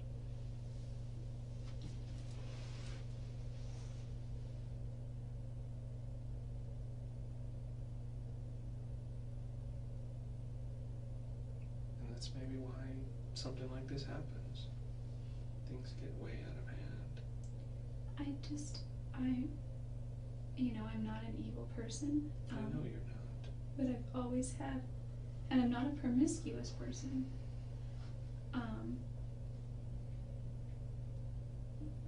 Something attracted you guys to each other. Yeah, and I think there was also, I knew him well. I knew him through and through. I loved him and I cared about him. And I knew we weren't going to get married, so but. How did you know you weren't going to get married? Couple of reasons. It's like oil and water. You guys just don't mix. We mixed really well for a time, but I think when I discovered his ways last year, it was so hard, but... What ways are those? he didn't seem like husband material, but it didn't mean that he wouldn't be in the future. It just meant that, something that Chris and Sky said to me back in January of 2007 really stuck, and they said, do you want to be like Deanna and wait 6 years? Yeah. They made jokes saying, if you wait 6 years, you can get free breast implants, because he bought her breast implants at one point. And they're like, and then he'll really do it, just all these things, and I was like, what? Why would they say these? Anyway, that one part stuck though, and I felt that, women have, not all women, not Mimi and not certain other women, but most women just fall all over themselves for Travis, because he's nice and he seems like the whole package. I think Mimi kind of saw through everything. There's some people out there that can see through stuff. I was,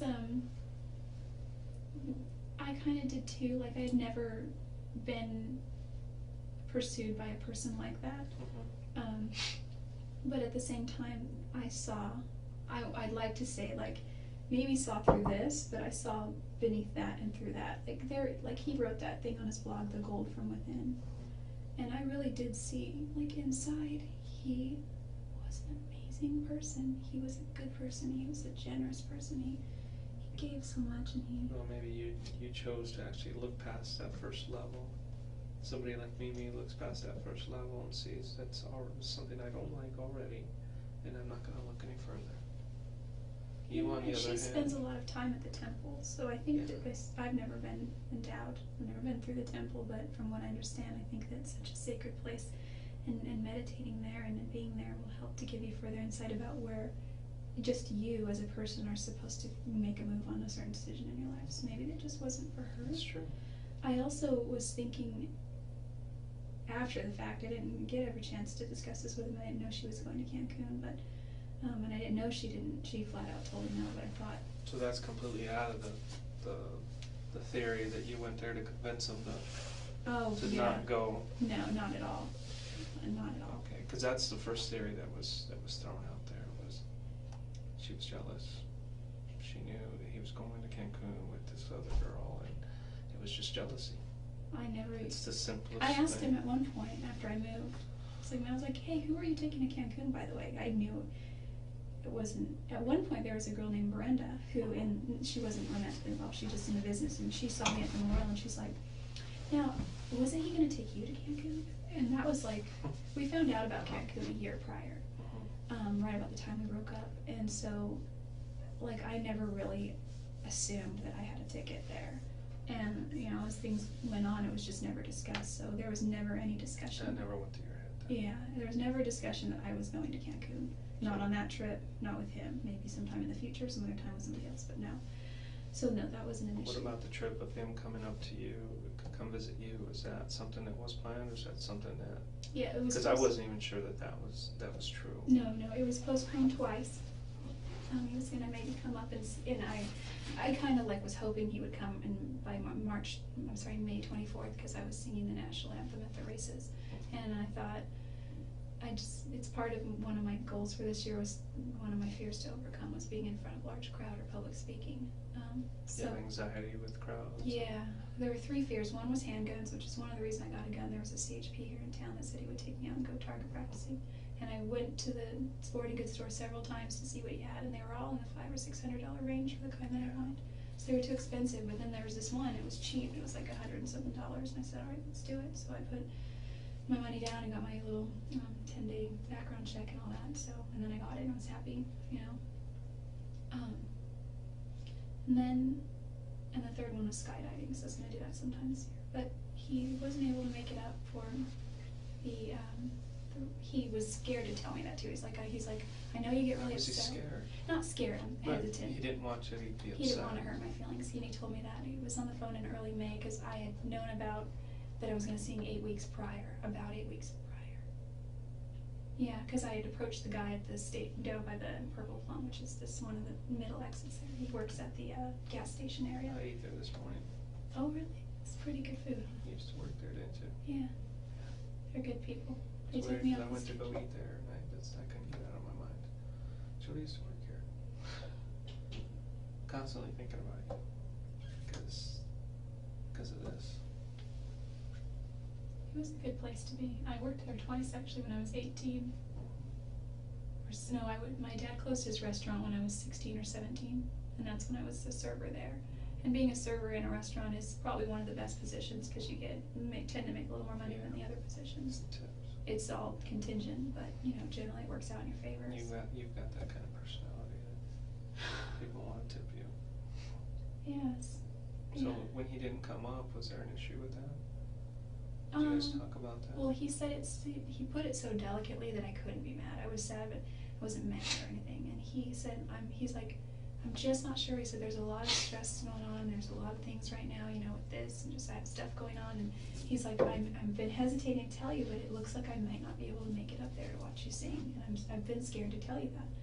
And I was like, oh, and he says it, and he taught me this technique. He says it in a way to disarm you first, to where you're just like, well, oh, reverse psychologist way. So he said that, and I could tell that he really was concerned that he would hurt my feelings. So you decided to, or he decided to come by tomorrow?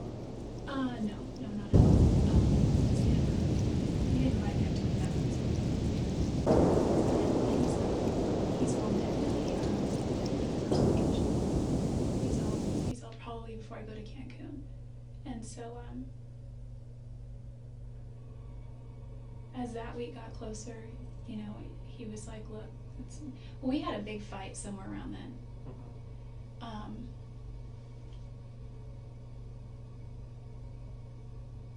I don't remember the exact timeline, but it was in late May. And is that when this email was sent out that you sent him, or which was it a large email about your relationship? Just how I think that, because I just could tell, because I edited and I did all the editing and the grammar and spelling. He's not the greatest speller. On his first chapter of his book, and he wanted to post it on his blog. And I noticed when he posted the introduction that he's like, special thanks to Katie Barnes, and I have no jealousy toward her. She's just a great girl, and there's nothing there to worry about. In fact, when I was worried about Lisa Andrews and Elena Gomez, her best friend, they were all spending a lot of time together, and so I wasn't sure that she would post flirtatious things on his MySpace. And he's like, don't worry about that. And he's like, he said at one point, he's like, if you have anything to worry about, it's Katie Barnes. And so I was like, you were so spinning it to throw my focus off something, and I don't think there was ever any concern with that. I know that he liked her, but nothing more, as a friend. And he said she's a little freaky and emotional and unstable sometimes, but I think she's just young. She's a nice girl. And so he said that, and I said, hey, make sure you post a special thanks to JODI Arias for editing. And he's like, I can't do that. And I was like, why not? And he's like, Jodi, we've discussed this. And what he meant was, I made a few comments, because he was like, leave me comments on my blog and rate me 5 stars, and that kind of thing, because also it looks like people are going there. So I left a few comments, and He's all people who've already said things. And he was he was referring to Sky Hughes, who was like, hey, I noticed a certain someone's been commenting on your blog. And I think it's because he had given her and I told him to say this too. Okay, I'll be real quick because I know this is all I'm just giving you background. We sat next to each other at the last convention, in pre-legal convention in Oklahoma City. And it's because we buy our tickets way in advance. So we bought our tickets last year. And you know, because he qualifies for executive director every month, which is one of the top levels in the company, he gets to sit on the floor close to the front as opposed to the stadium seats. So you know, I had a ticket because he bought a ticket for me at the time. So it wasn't a big deal, but we were just sitting next to each other. But she made a comment. You know, of course he has to explain. Listen, you know, we got our tickets a year ago. There's no way she's going to give up her seat for stadium seats. So he sent that ticket. He sent that text either to her friend Holly or relayed to her or someone. Anyway, I realized that she was giving him a hard time, so I said, listen, tell her next time she says anything that Jodi's dating other people and that she's moving to California soon, because it was already in the plans to move to California. I don't understand why he couldn't just tell them that you guys were still friends. What issue is it? I wondered that too, and he said it's because him and Sky had a lot of arguments, but it wasn't because they disliked each other. It's because they both have sort of fiery personalities. Yeah. She has a strict set of standards, and he's just like opinionated. So together that's kaboom. And but they nonetheless they were really best of friends, especially him and her husband Chris. And a lot of their fights were about me, from what I gathered. I don't know a lot of that. Is that what that email was about? Is the whole situation? Yeah. So we had that conversation, and I walked to work because I just Purple Plum in my grandmother's house. It's being in Mesa, going to that. It's ridiculous to drive when it's less than 10 minutes to walk, and gas prices here are almost $5.